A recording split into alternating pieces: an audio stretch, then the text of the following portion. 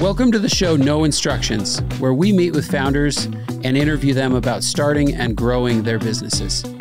I'm your host, Chad Ingram, three-time founder and CEO at Distro. Distro is a platform to help businesses build teams by breaking down borders around the world. Let's go ahead and get started with today's guest and see how they built their business.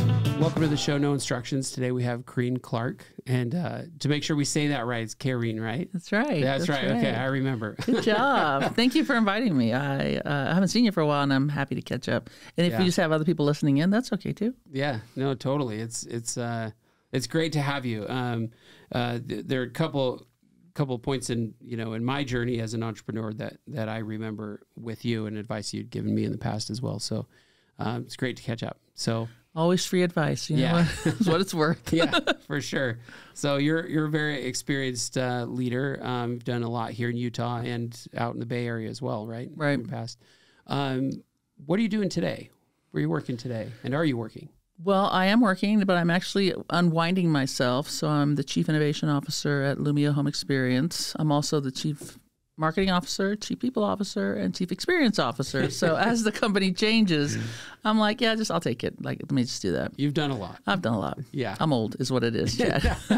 Experience. But they love the company, wouldn't do anything to hurt the company, but they've kind of taken a pivot. And so for me, I just went to them and said, hey, look, we're fully formed adults here, so I'm going to roll out, and I want a peaceful transition of power. And they're like, okay, and promoted someone on my team, actually promoted a couple people on my team, cool, and made sure my team was in a really good spot right before I went to Africa for a few weeks, and then said, look, I'm just going to transition, and they've been great. So they've taken care of me, and I have actually accepted a CEO position. Really? Yeah. Are you allowed to say where yet? I'm not, and I wish we were doing this. How long do we have? Just a little bit. Okay. Just a little bit, but I'll call you. This will come out in probably, 2 or 3 weeks or so, but we can keep it private. Yeah. But it'll be exciting.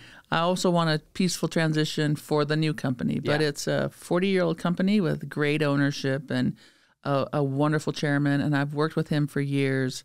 And he didn't even know that I was rolling myself out, but he's like, hey, I really would love to have you come. It'd be fun to do it together because we've done a lot of things together. And it was weird. It's just like the universe just dropped it in my lap. And it's really perfect for me because I love the culture. I love the company. I love the team. I love what they do and have helped them do some pretty cool things lately. So it's almost like I hope this is my last gig because it would be fun to end this way. Yeah. Not die end, but retire end this way. But I still got a lot of years in me, so we'll see. Yeah, for sure you do. We'll see. Sure. Yeah, I think you've definitely led, and we'll get into this a little bit later, but you've led quite a few startups, some earlier stage, later stage companies, very late stage companies. Yeah, and public companies, right? People are like, someone said to me, you're a startup girl. And I'm like, well, I've worked for actually 3 public companies, and I'm the chairman of the board for a public company, and I'm on another public. So I think that with me, I'm not a big company person or a small company person. I just love building teams and companies and products, and I know how to adapt and improvise and overcome in any size company. Yeah, it's true, actually. And I don't know, it's cliche and not to go on a tangent, but the problems just become more intense, but they're similar problems at small and big companies, right? It's always about the people. Yeah. And just at a public company, you have a lot of people. Yeah, definitely. Okay. We're going to talk about, some of your professional experience a little bit later.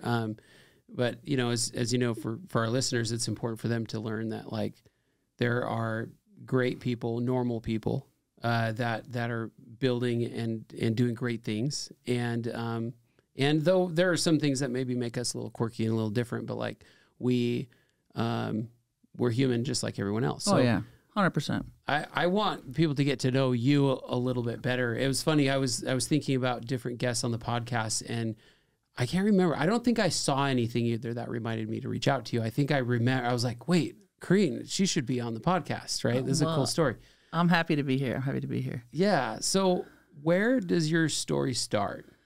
Well, I'll tell you what people are usually surprised to find out. So I was born in the United States, but I didn't spend most of my life here. So people are surprised that I spent most of my formative years in Germany. Really? My father was in the military. My father, we'll call him the Colonel because he retired as a full colonel. What branch? He was Corps of Engineers in the Army, and he was a brigade commander. So he had the largest brigade in the Army, 6,500 men. And when he retired, they broke it into 3 brigades. And so this tells you a lot about me. Like, he was super tough. He was teaching us leadership principles all along the way. He had more female company commanders than any other commander in the Army. And people would ask him, why do you have so many female company commanders? And he said, look, I always hire the best commanders. So when I asked him, he said, they're fair, they're tough, they are empathetic, and they're smart. They know how to get things done, and they care about their troops. So, because he was a combat guy, so it was all about the troops and trying to keep them alive. And this would have been, not to throw out, any dates, I guess, but like what era was this? Was this when you were young? Yeah, he was in Vietnam 2 times. Wow. So when I was like 3 or 4, and then when I was 7, and then so when I was an infant, we moved to Germany, and he was he was a logistician, logistics, Corps of Engineers, and then he came back, and then he went to Vietnam, and then he came back, and then we moved to Ohio. He got his MBA at The Ohio State University. And then he moved us to Idaho, where my mother's parents were, so that they could help with the kids. Because at this time, we have like 3 kids. So I'm 8 when we moved back. This time, yeah, we moved Idaho. back. And then we moved to Virginia for a few years. And then we moved to Germany. And then we stayed in Germany until they moved when I was 17, and I lived there by myself, which that's like a core memory to be by myself. Wait, you but were where, in Virginia by yourself? In Germany by myself. Oh, Germany. Yeah. Wow. Yeah, and it was, I had moved so much that when the colonel said, we're moving back to Virginia, I'm going to the colonel Pentagon. as in your dad. Yeah, the colonel. My mother's Mrs. Colonel. Yeah, because he's tough. I mean, he was a combat guy, so there was no crying. There was no... Question I have about that. So you say like he gave you some leadership influence, or like, he acted very leader-like, right? He was kind of a hard ass. But do you think it was just because he was that way, or do you think that, he was being intentional with his kids also, like, and his family? I think that his father died in World War II when he was 3. Wow. And his mother did the very best she could, but it wasn't great. So she kind of went off the deep end. And so he was pretty much not an orphan, but like he was self-raised. Yeah. And he said that everyone he knew that was successful had went to college. And so he had to get to college. And the only way he could get there was to join the Army.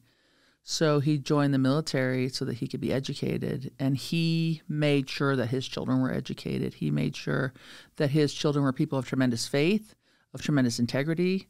And so I remember... Yeah. Oh, and he was so determined to break the link from his past and forge a new link with his 4 children. And so they were tough on us. I mean, he and my mom, they were kind of self-made themselves. And I remember when we were staying at a temporary quarters, it's a billets when we were moving one place, and they had a soda machine, and there was a 7-Up, and he gave me, I think it was like a dime or a quarter. Yeah. And I bought a 7-Up, and I pulled out, it's like, that glass door has like little circles. I pulled out one, then I pulled out another one. I pulled out another one. And I was so excited. So I ran back to the room. I'm like, Dad, I got all this soda out of the machine for the quarter that you gave me. And he's like, let's go back down there. So we go back down there. He made me put them all back, but you can still pull them out. Yeah. And he's like, no, we will always do the right thing. And I'm like, yeah, but somebody else will take it. And he's like, we will. I remember him teaching from a very young age that we would always do the right thing. And that the right thing was going to be hard, but it was always going to be right. And so when he went to Vietnam, I mean, every turn, I think he was trying to teach us how to be independent and how to be self-reliant, and that's why I was joking earlier, adapt, improvise, overcome. That's everything we did was we were going to adapt, we were going to improvise. You learned that from your father? Yeah, from my dad. What's funny is that he was in charge of logistics. It's funny so my dad was like, super hardcore into history, and he was always talking to us about wars and this and that, and U.S. history too. But he would always say, like, why did the Americans win World War II? Like, well, I don't know, Dad, I wasn't there, And he said logistics. Yeah. He said our soldiers were fed when theirs were not. Yeah, think and about that. we had kind of wild. Yeah, and if I'm a student of World War II because my grandfather died in the Battle of the Bulge. Oh wow! I also think that you could add to that to tell your dad that the U.S. soldiers were rookies, so they had this power because they hadn't seen their comrades die, like the Australians, the Brits, the French. Everyone else had seen they had been at war for a while. We show up, we land 175,000 soldiers in a 24-hour period in Normandy, and Who've we're never just fired a gun at anyone. no, Right. and we were just like doing our job, and that's part of the DNA of this country. I also love at the moon landing when they got to the moon. Finally, they were off course, and they did not have. You're not a go to land, and Buzz Aldrin's like, "We're here, we're landing," and he just landed that lunar module.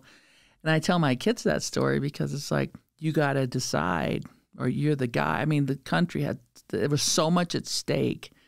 And he was a cowboy, but he, it takes courage and it takes guts. And I think that's what my parents mostly taught us was that, look, you have to have courage. You have to be brave. Not only do you have to be a person of tremendous faith and tremendous integrity, nobody's going to help you do the right thing. Like it has to just be part of you that you've decided. So when he went to the Center for, so years later, he is appointed to the Army War College, which a very small percentage get to go to that. And you have teachers like Kissinger. Yeah. And like it's amazing. Right. And it's all armed forces, but they sent them to the Center for Creative Leadership in San Diego, and they do all these battery of tests and everything. Well, I think about 10 years later, I actually was sent from when I was working at Novell, they sent me to the Center for Creative Leadership because I had high potential apparently. And it was the first time they had a father-daughter attend. You were both there. Yeah, we were both there, just 10 years apart. So they took they asked for permission. Can we take your scores? Like, can we compare? There's like research here. And I said, sure. And we were pretty close on a lot of our scores, like our Myers-Briggs. We're both introverts. But it was just fascinating to look at his journey, look at my journey, and like what part of it is you're born with and what part of it you just learn, and then what part do we carry. But I'm super grateful for my parents. They were very deliberate in making sure that, like I said, we were all educated, that we all had a vision for what our lives could be, and that we could, whatever was thrown at us, that we could adapt, improvise, overcome, that it didn't stop us. It. What about your mom? Tell us about your mom. My mom, God bless her, she's a beauty queen. So she wanted me to be a hairdresser. So I'm a little bit of a disappointment to Mrs. Colonel. But I did buy her a Lexus and a house and hearing aids and whatever she wants. So she forgave you. Well, it was funny during the pandemic. She's like, it's not too late. Like, you could go to beauty school. And I'm like, what part of me, screams that I have, a propensity toward grooming? Like, I'm like a tomboy. Right. And I love my mother. She gave me my life. She taught me about the beautiful things of this planet. But she's had a really hard life too. But she taught us what it meant to work hard. Like we always worked. Like that's something that people say, oh, you didn't have much of a childhood. Nope, because I worked all the time. Mm-hmm. But then my dad was gone for so much of it that she didn't have any option other than to make sure the kids worked. Yeah.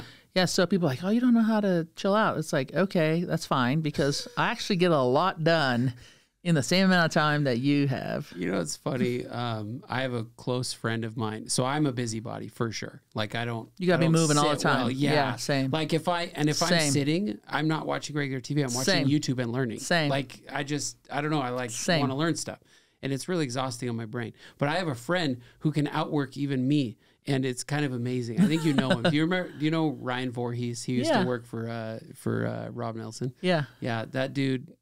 It's funny when I hang out with him, he makes me feel lazy, but super busybody, right? Yeah. But I feel happy when I'm doing things and creating things. Yeah, and that's how I find we'll see, because Chad, I already know I'm going to die, right? Mm-hmm. So I got to leave a planet that works beautifully without me.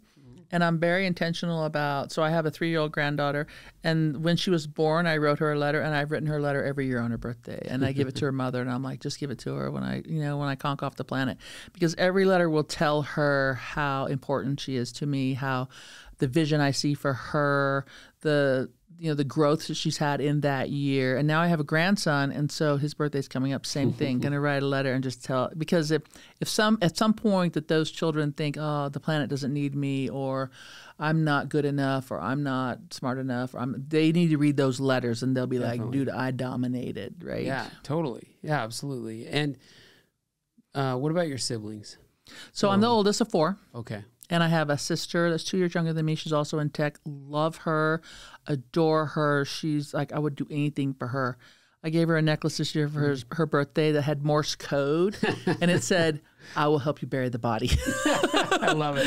And so I let her figure it out, and she's like, okay, that is funny. I'm like, everybody needs that person in their life. Yeah, for sure. And then there's a 4-year gap, and then I have 2 brothers, Sam and Joe, and they're I think I talk to my siblings all the time, so we're always in communication. I think it's because when my dad went to Vietnam, it was always the 4 kids. It was always been the 4 kids. And when I got married, the colonel said, you're going to have to be careful because the 4 of you have your own language. You have your own, like we could sit in a room and not say a word and be in full conversation. We could be on the freeway, 2 different cars, and we can box out the other car. I mean, it's just, it's bizarre. Yeah. I think because it was just us for so long.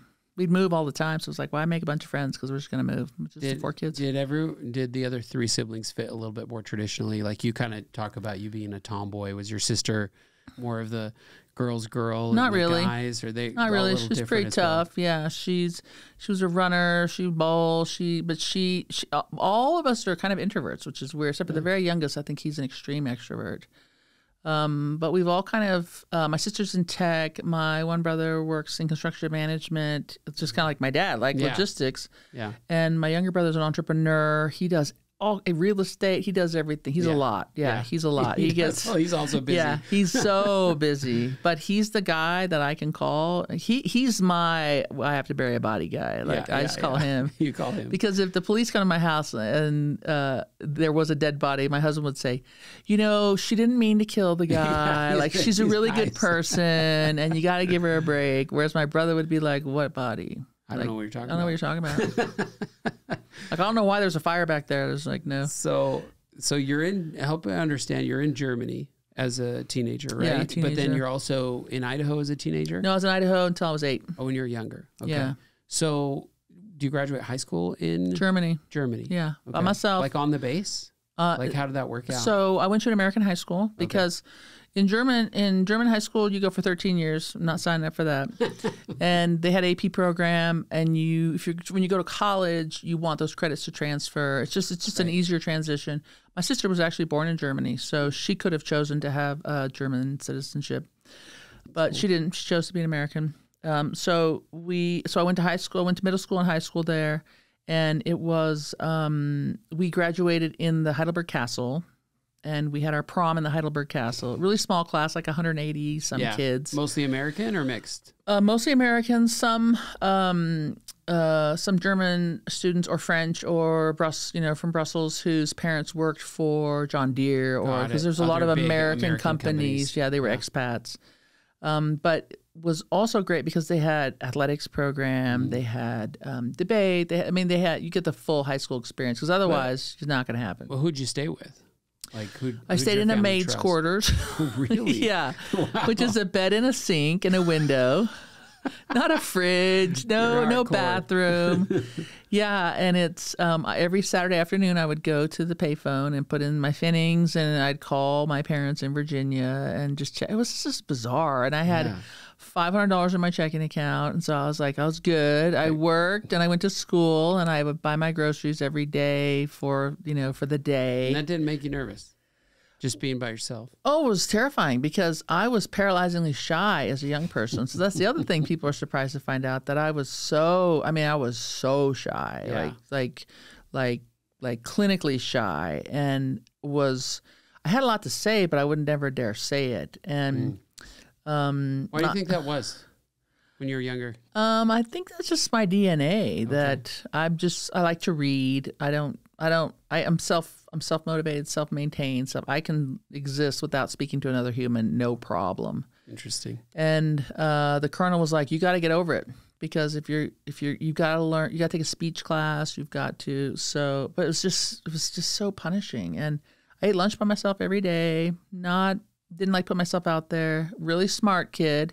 So I was a math whiz, but I'd give the answers in class, and then people would tease me later, and they're like, "Why you gotta be so smart?" The rest of us, and I was like, I didn't know what that meant, and I wanted to. I took a human physiology class as a freshman. It was an AP class, and I became the TA, so I smelled like formaldehyde all the time. It was just like, it's what a horrible, what a horror. And I tried to get out of my AP English class all the time. I was like trying to talk my way out of it, but I was the only one who figured out the test that we had was a T.S. Eliot poem, and the metaphor they used was the digestive system. And so I said to the teacher, I need to drop this class. He's like, no, you're not. And so I kept trying to drop out, but it wasn't happening. Did you end up learning German while being there, or some I studied of it, German. Yeah, I studied German, and you speak it pretty well. It's just that when you leave, you lose this confidence that you have. And then when I go back over, though, it comes back pretty quickly. Yeah, the same for me when I go back to South America or something. Yeah, it just comes back. Yeah, I need an afternoon, like 3 or 4 and then days. I'm throwing it. You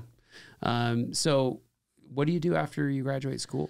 So the Colonel and Mrs. Colonel and the kids moved back to the States. I lived in Germany. I stayed there for a while. And then I flew back to Virginia to see my parents. I had applied to a number of schools, which I didn't really have any help. I said to my parents, why didn't you help me? I could have gotten scholarships. They're like, you're on your own. And so I came to Utah to go to Brigham Young University. I'd never been to Utah in my life. Mm-hmm. And here I am. Did your family grow up LDS? No, yeah. Okay. Grew up LDS, okay. They're from Idaho. Yeah, right. So I had never been to Utah in my life. I didn't drive because you don't need to in Europe, and it's expensive. Mm-hmm. So I get dropped into Provo, Utah, and it was just so traumatic because I didn't look like anyone. I didn't dress like anyone. I didn't talk like anyone. I didn't understand any of the cultural references because we didn't have television. Right. Hadn't seen Star Wars. You're moving all over the world. Yeah. You know. I just like, what an odd person. And I had a really good education. So my first semester at BYU was a disaster because it wasn't hard at all. I was so bored. I was just like, this is so terrible.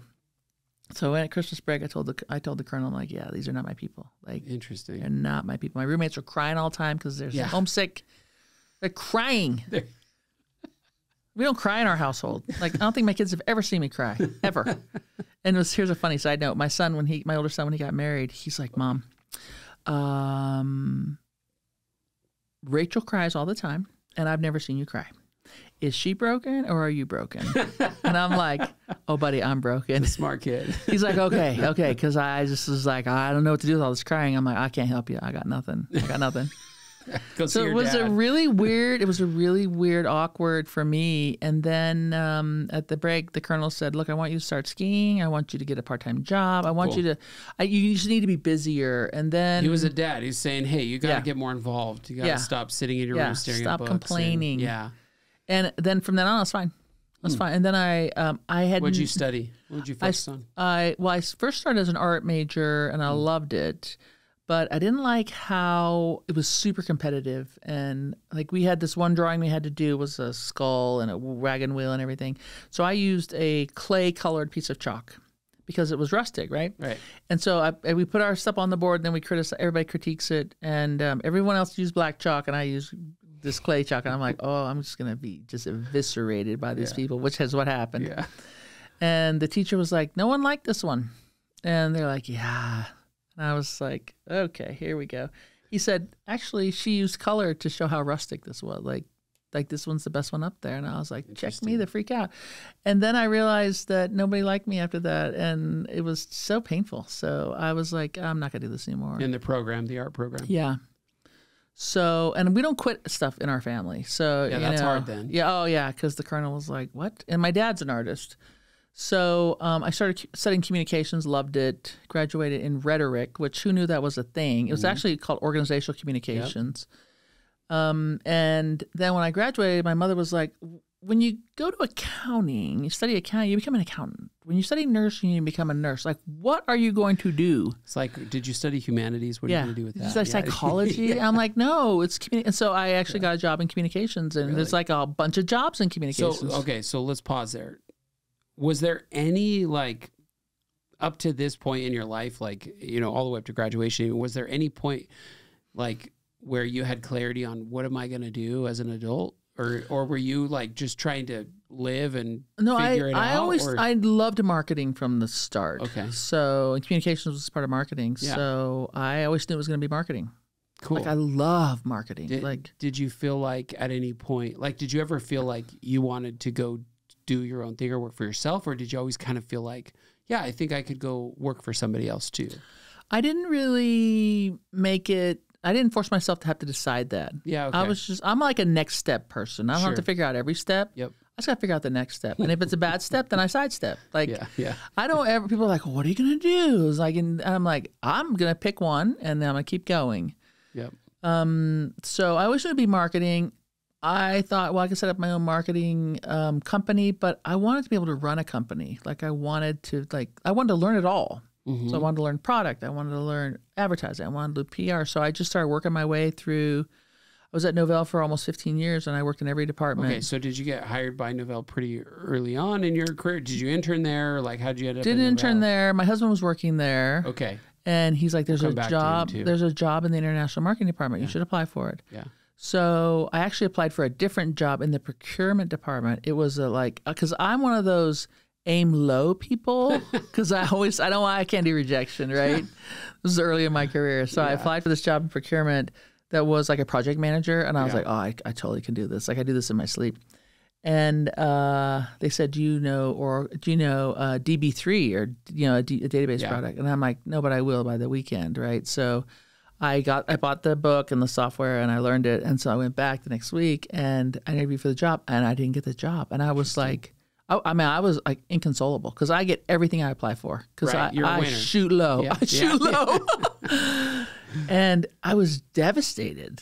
Like, what? Yeah. So it was a schmucky job. Yeah. Like, what?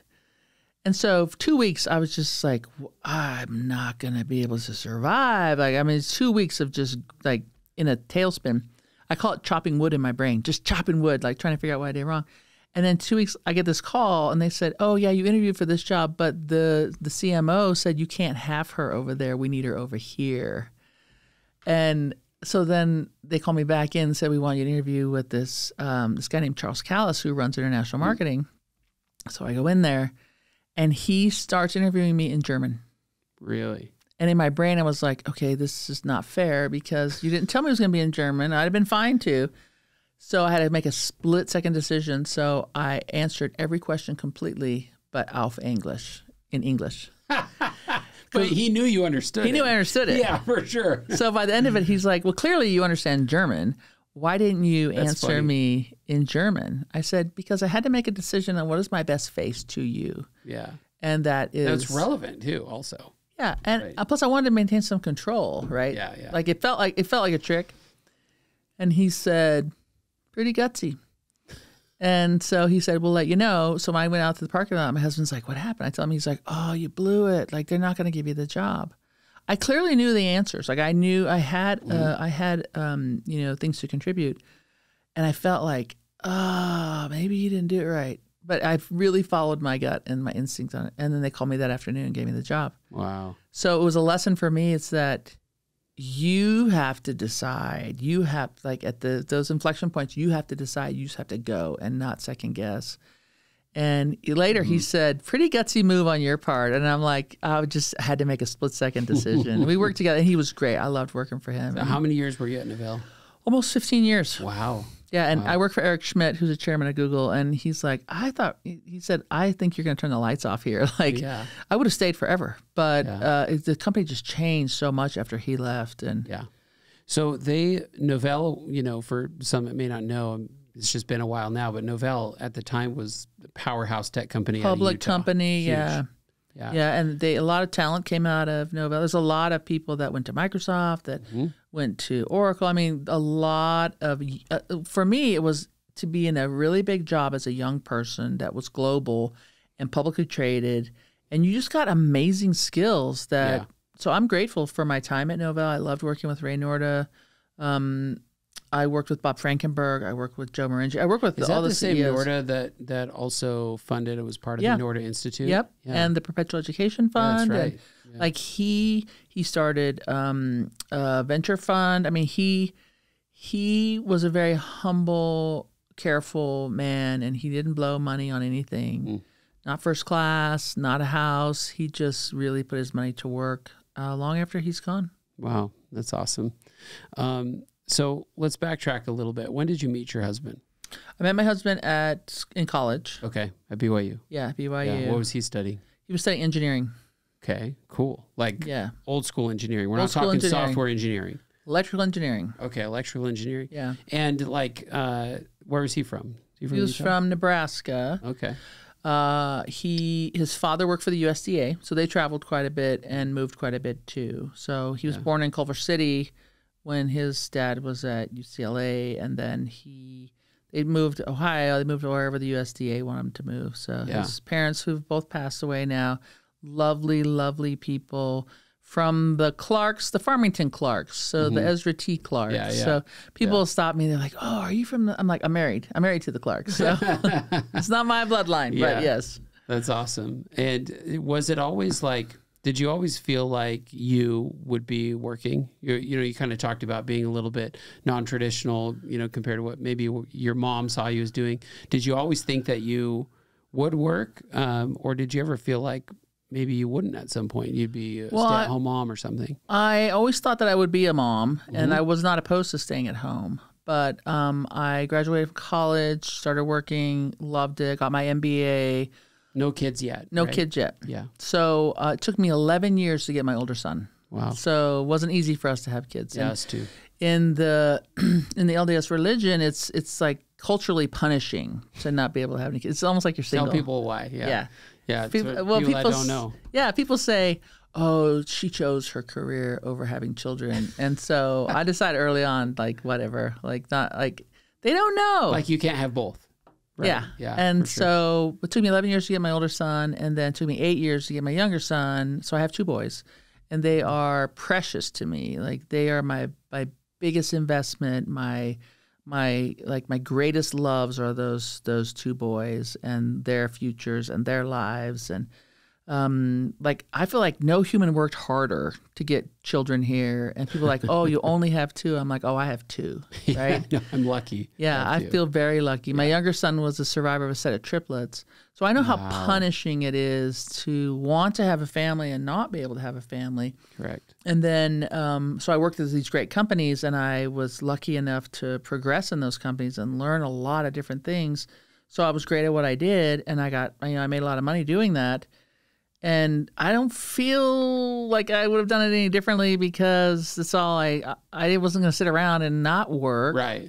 Like whether you had kids earlier or later, it didn't really matter. I didn't feel like I had to choose either. Like if let's say I could have kids earlier, I might have stayed home and been like super mom. But I don't really spend a lot of time on that because I kind of got what I got. Yeah. And I worked really hard. Like my younger son was $56,000 just to get him to the planet, like just to get him. Did you send him the bill?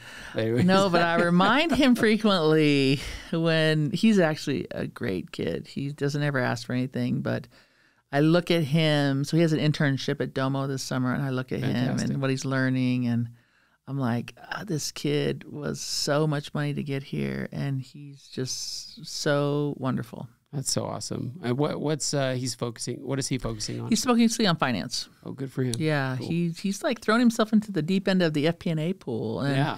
I think he's a little bit on the spectrum, so it's perfect for him. Awesome. Because he's very obsessed about getting things right. I'm like, oh, those are your people, buddy. Yeah, those are your people. Yeah. You keep looking for that nickel. Yeah, you're smart to find it early.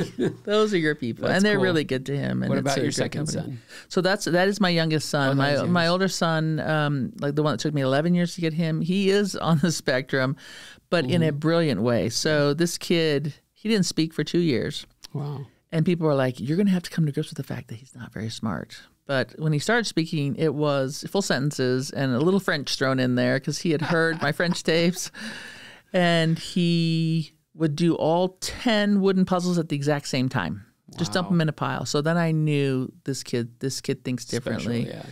So I put him in a hearing impaired preschool to force him to learn to communicate. He was one of 2 hearing abled kids. And to be empathetic to people that struggle because he was so bright. This kid won the state science fair at 15. Wow. for his research in nicotinic acetylcholine, isolating an ion for gene research with Alzheimer's. 15. The other kids stood 15. no chance. Yes. And he went to the Intel Science and Engineering Fair, ISEF, which starts like 90 million kids down to 1,500. Yeah. And he was one of the 1,500. Wow. Brilliant human. So put him in Chinese early on, so he speaks Mandarin today. Wow. So he's a data scientist working today on his master's in data analytics. And he graduated. It's a perfect job. It's a perfect job for him because he loves mathematical modeling and he loves economics. Has he gotten into I don't know how deep in engineering he's getting, but has he played with any AI yet? He has. It's very data. Well, we have our own AI. We have our own server that's called Broggy. That is AI for our family. So when you ask me, has he tipped his toe? Oh no, we're deep in it. And Broggy is our own family AI that knows us. And Broggy makes me a little nervous, but the boys use it all the time. And if I can't, we have a little chat bot that we use, and so I can text Broggy, and Broggy goes and finds things for me. And Broggy it's a joke because it's expensive server time, but yeah, I bet. But this kid built a cryptocurrency index. He had a Bitcoin farm before his mission. He still mines. I mean, his brain is just on fire, and I was worried about him fitting into normal society, but he is really a brilliant human who will solve great problems. And he's a lot of fun too, because I took both boys and my husband to Africa, and he's learning Swahili while we're there, so he's talking in sentences. And the rest of the people in our group are like, "What?" And I'm like, "It's fine. You just ignore it. Fine. You'll want him if we get in a hostage situation." They'll be like, "He's been here before, right?" Yeah. No.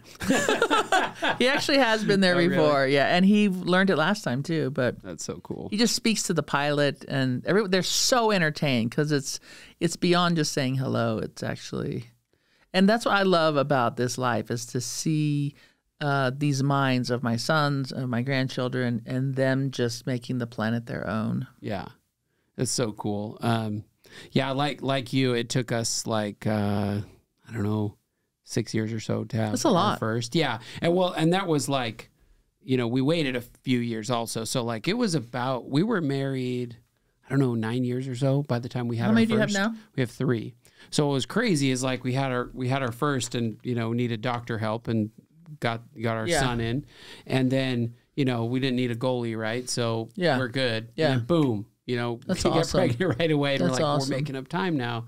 And then our final daughter, so we had a boy and a girl, and we're trying now because we're like, I guess we can have kids on our own.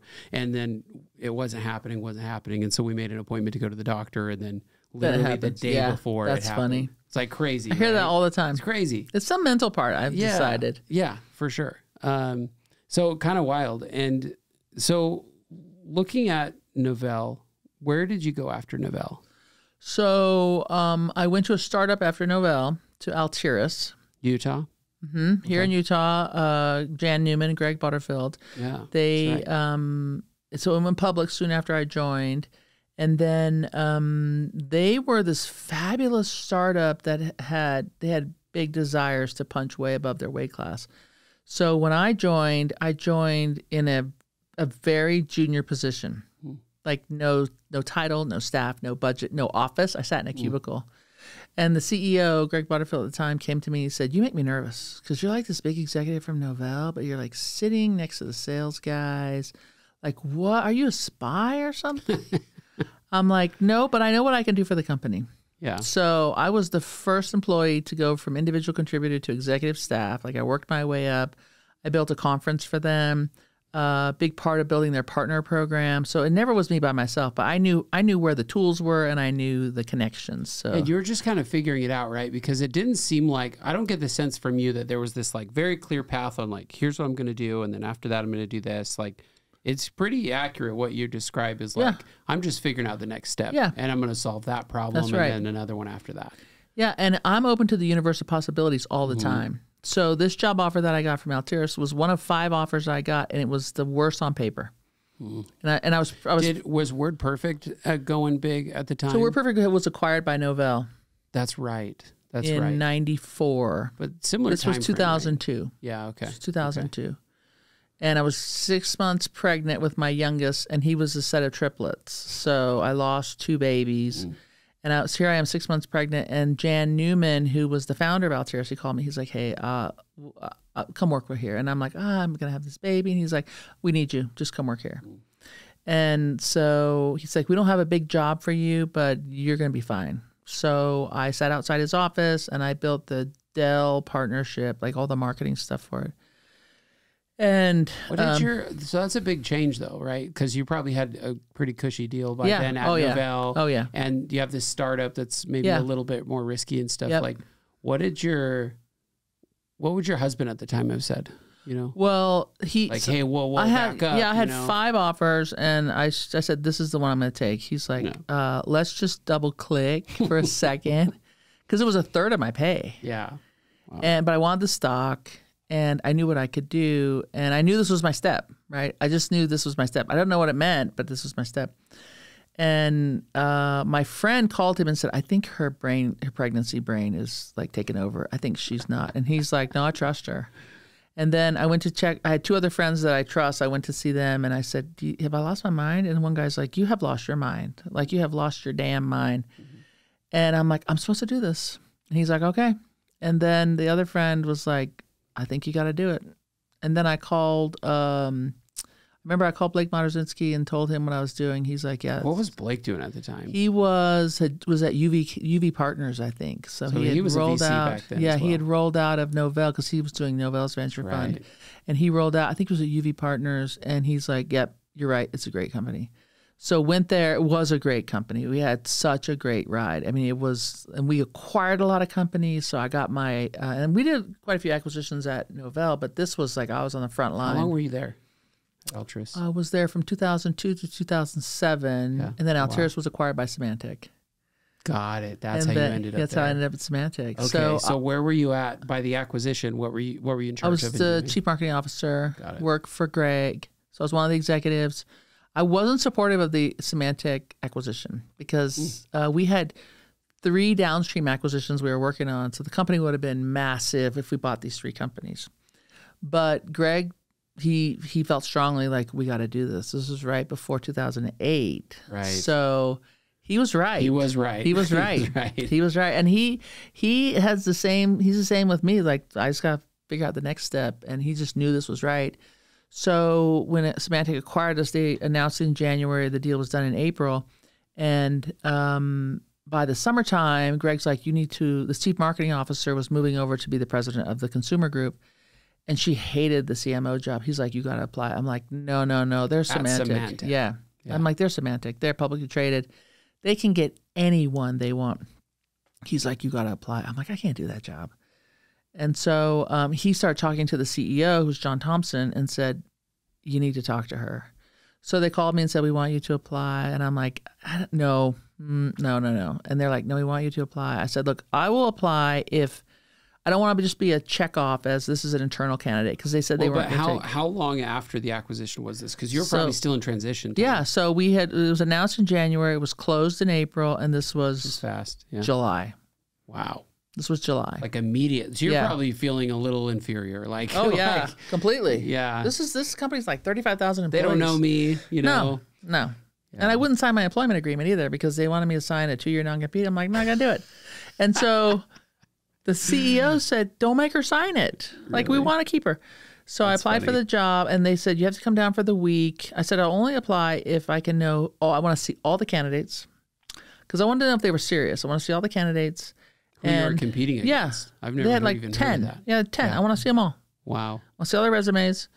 And they said they're all coming in to interview for a solid week. And I'm like, I'll give you 1 day. I'm not going to spend a week. My grandmother's lost her mind, and I was promised to go visit her. So I flew down. I had an 11-hour interview. They put me through the paces. And then Greg met me at my car, and he's like, how'd it go? I'm like, oh my gosh, this is terrible. This is broken. This is broken. This is broken. This is broken. So I go to the airport. The flight's delayed 5 hours. I'm in San Francisco, and I'm like, I've lost the will to live. And the COO was Enrique Salem, and he called me, and he's like, so how'd it go? I'm like, y'all are messed up. This is broken. This is broken. This is broken. You spend too much on brand. Because I had a $500 million budget. Yeah. Like you let Norton run everything. It's $2 billion of business. Because that was one of the biggest brands that it owned. Yeah, right? it was $2 billion, but they had a better brand recognition than Symantec, which was $5 billion. Right. So I said, you should give away Norton for every enterprise deal you sell. Like it just was crazy to me. So he kept calling me. And he's like, well, what would you do with this? And I'm like, I'd fire it. What would you do with this? So I would run it out here. What would you do with this? What would you do?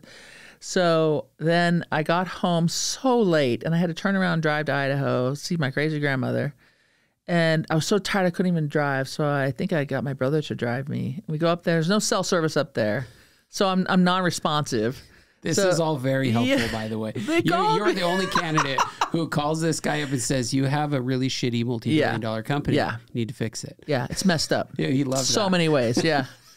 So I didn't think I'd get a call from them, but they were trying to find me to give me the job. Wow. So they offered me the job, and I was like, holy crap, now I got to do it, right? So did you have to move? No, because it was weird. Really? When he called me to give me the offer, I said, how come you didn't ask me to move? He's like, would you have moved?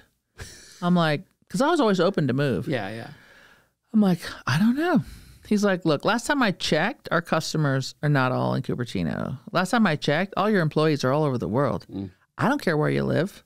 And this guy had a place in Deer Valley, so I knew that he loved Utah. Yeah. He's like, Carine, I don't care where you move. I don't. And you could continue working at their office. Yeah, here so in Utah, I worked here in Utah. Yeah, so I was the senior executive here in Utah.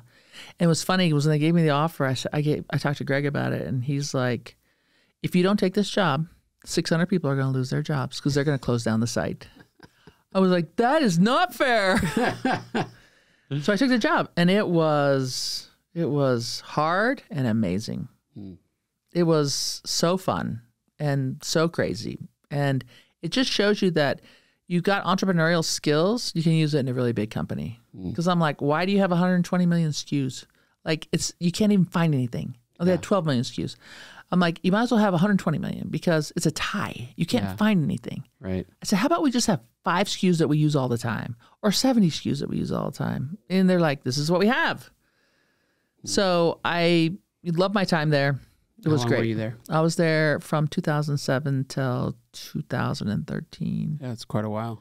Yeah, and it was, so I got cancer while I was there. That's why I bounced out. So I had cancer in 2012. Yeah, don't comb over that. So you got cancer. Got cancer. I'm at the high point of my career. I'm at the top of my career. I got both my boys here. They're 9 and 17. It's January of 2012. And Mrs. Clark, you have not only do you have cancer, you have a terrible form of cancer that no one gets, and it's like there are very few survivors. And you have cancer of the appendix. So I'm like, why I gotta be the best all the time? Why I gotta be so extreme? Why does even the cancer have to be so great? Top of my career. I have no cancer in my family either. Wow. So that was the beginning of the end for my time at Symantec. And Do you think that your path at Symantec could have even led you to even more growth there? Like either on the board or I don't think so, but who cares? Really, because I got cancer, and once you think you're going to die, because I only had a 20% chance of beating it. So once you think you're going to die, it changes you forever, and you don't spend any time on stuff like that. I took a 6-month medical leave because I didn't want to fight it part-time, because it would suck to fight it part-time and then die. Was there any lagging time, or was it like immediate? You got this, we're doing treatment next week or two. So I was diagnosed on January 20th. And I called the CEO and told him what I was dealing with. He said, what do you want to do? And I said, look, you got to find somebody to sit in my chair. You got to find somebody to replace me. And I said, I got to take a medical leave. I want to take a 6-month medical leave because I cannot fight this part-time. My sons were 9 and 17, and I'm all in. Like I took on this cancer just like any other job. Like I interviewed oncologists. I built a plan. I did research. I was like, I'm not going to leave this to anybody else. And he said, Carine, you always said you're going to build a team that works beautifully without you. So we're going to see if you did. He's like, I'm not going to put anybody in your chair. I'm going to tell the team they're all going to work for me, and we're going to see if they work beautifully without you. And so I said, I trust this team. They'll do a great job. I'm a vision and plan person. My vision to not die. My plan, do everything to not die. So he was tight with me the whole way. The company did a big fundraiser. They made a ginormous donation to Huntsman Cancer in my name. They really, and I blogged about it the whole time, about what I was learning and how proud I was of the team. They were there for you. Yeah, 100%. And So what's cool. funny is that I got emails from other guys in the company that said, Carine, I have cancer, but I've never told anyone. What? Because when you have cancer, people Why? tell you, don't tell anyone. Because Why? Because you will be a broken person to people. They'll never promote you. You'll never get the next big job. You won't get raises. Like, people will see. And I got that advice from so many people. Really? But I echoed back to when the colonel said, we're people of tremendous integrity. It just felt like a lie to not tell my team or my people. So I told him, I said, look, I'm going to teach you what I'm going to learn, and I'm going to share that with you. That'll be my gift to you. And if I don't survive this, then like we won't have wasted the cancer. But so many people said, Carine, I should have told my boss because I got marked for low performance. I've seen how the company's rallied around you. Maybe it's because you're a marketing person, you know how to do this. I mean, it was like very touching. Wow. And then the day before I was scheduled to come back to work, they fired the CEO. Really? So he calls me, he called me Shira, because Shira was the most powerful woman in the universe. Oh, gosh. He's like, Shira, you have to come back. Like, they're frog marching me out. You have to come back. I'm like, I actually don't have to do anything. So I checked with my attorneys, and the guy they put in place he was from the board. And it didn't feel like it was my next step. So I flew down to San Jose. That was July of 2013. No, July of 2012. And then I said, look, I'm going to be unwinding myself from this. So kind of a similar pattern was like, hey, I want a peaceful transition of power.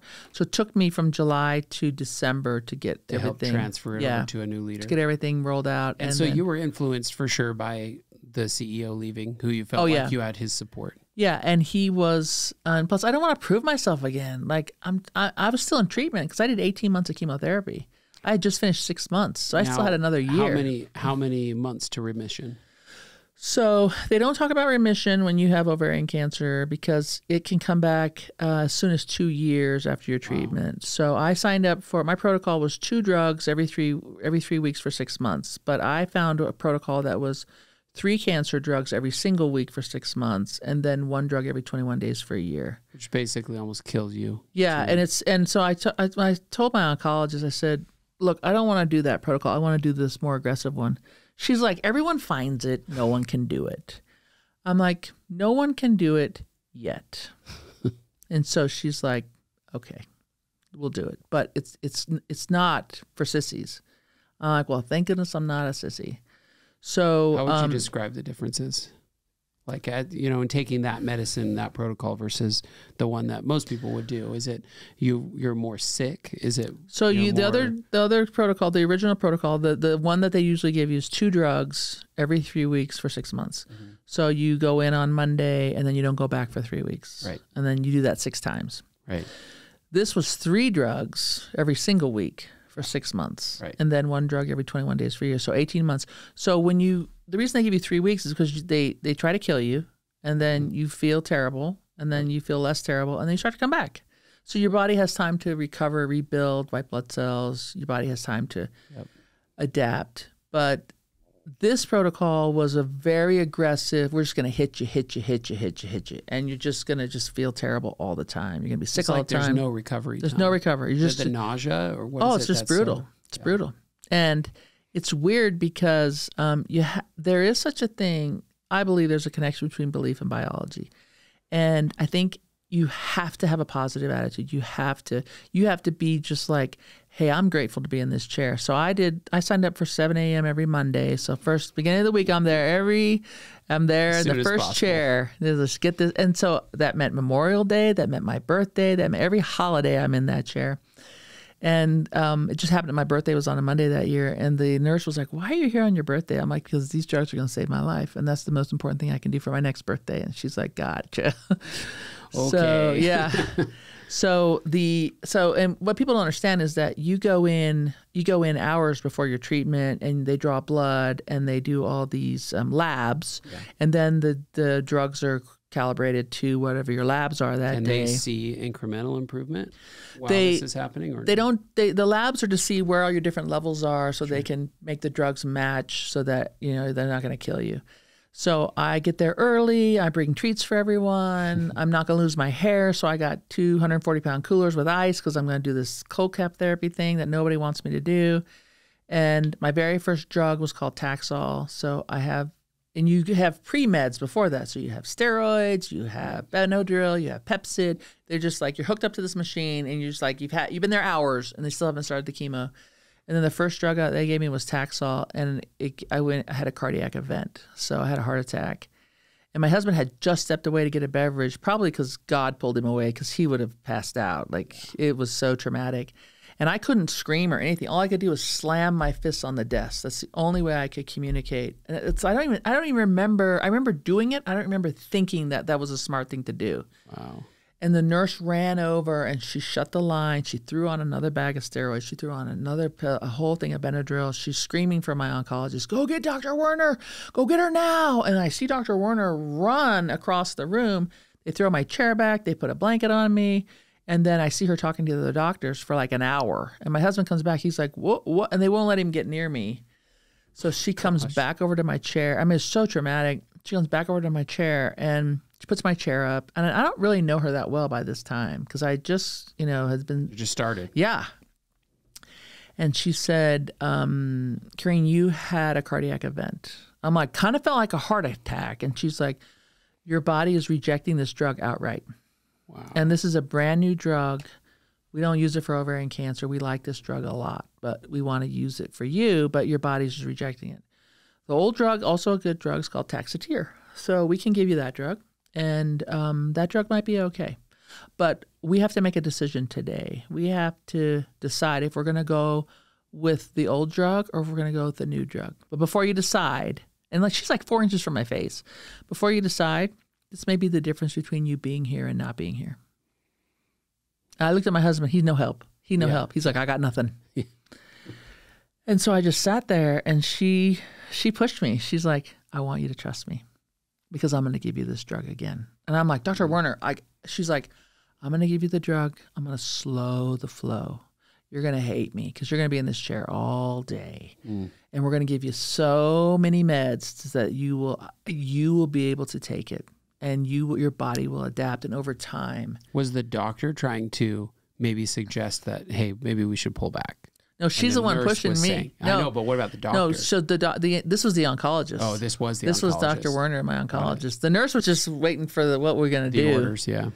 So I looked at her and I said, okay. And she's like, I got you. And, she was right. So she and I speak at Huntsman Cancer, or at the University of Utah Medical School to students that are interested in oncology. And we talk about when I pushed her because I wanted to do the cold caps, so I didn't want to lose my hair. And then we talk about when she pushed me to do the drug. And I think that I'm here today because she was brave and she was amazing and she knew I could handle it. So that's what we did. And then I did 18 months of chemo. So, 18 months of that stuff. And then at the 2-year mark, when I went to visit her, I didn't know that if you get 2 years, you're 80% through the gates. And she's like, Carine, you hit your 2-year mark. And she started to cry. And I was like, what are you doing? She said, you're 80% through. You just got to make it to 5 years. And then I made it to 5 years, and she's like, you just got to make it to 10 years. And so I see her every year, at least once a year, but usually twice a year. She's still practicing. She is the head of clinical trials, and she's the named fellow at Huntsman. So when Karen Huntsman, John Huntsman's widow, had cancer a couple of years ago, she was her oncologist. Wow. And so I just saw her last week because I did my Huntsman ride on Saturday. I ride for them. And that's right. All my money goes to her research, so cool. and she's like, you've been doing that a long time. Yeah, I've been doing it a lot, and it's meaningful to me because I didn't die, and Huntsman saved me. So how many years are you in now?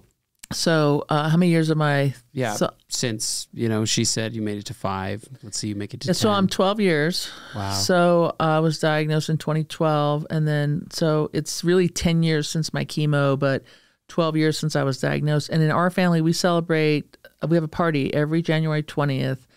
to celebrate the diagnosis. And my daughter-in-law, when she was new, she's like, I think that's weird. And I'm like, well, let me tell you why.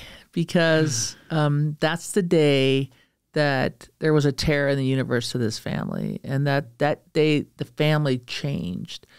And I had told Teresa, who's Dr. Werner, I said, look, people told me not to tell anyone I have cancer because you'll be defined by it.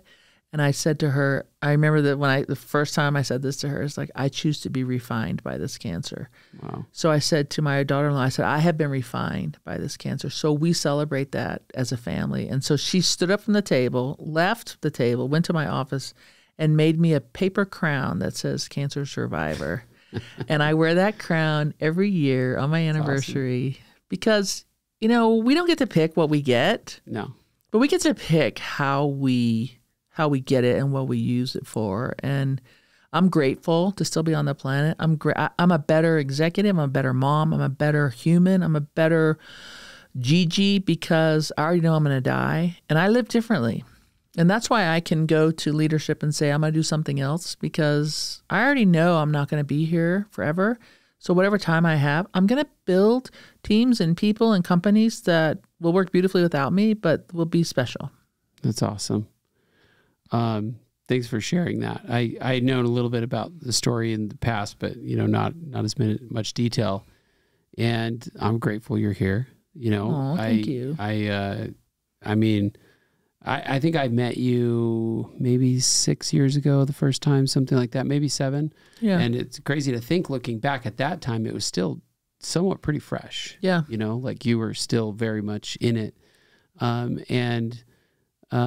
Since, and we haven't even talked still so much about other things that you've done, but like you mentioned it earlier on, like, you've gone on to lead teams at very large companies, be chairwoman of the board, you've multiple public companies, still have a lot of influence here in the tech community in Utah.